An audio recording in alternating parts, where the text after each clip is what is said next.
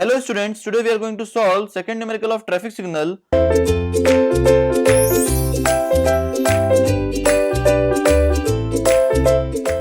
Question is given as if cycle time is 60 seconds, green time is 27 seconds, amber time is 4 seconds, saturation time headway is 2.4 seconds per vehicle, startup loss time is 2 seconds per phase, clearance loss time is 1 second per phase, then find the capacity of lane.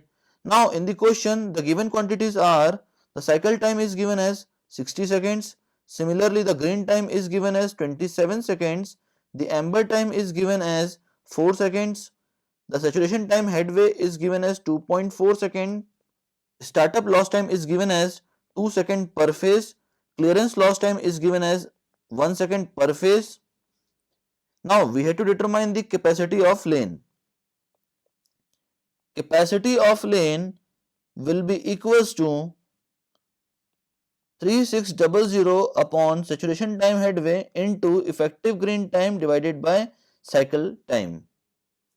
Now we want to determine the value of effective green time. It will be equals to green time plus amber time minus total loss time, that is startup loss time and clearance loss time. Now green time is given as 27 seconds, amber time is given as 4 seconds, startup loss time is given as 2 seconds plus clearance loss time is given as 1 second. On solving this, we will have the value of effective green time, which will be equals to 28 seconds. Now we need to determine the value of capacity of lane.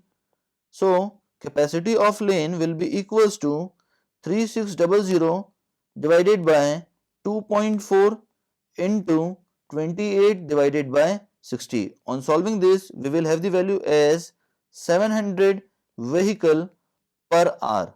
That will be the complete solution of this question. Thank you very much, students.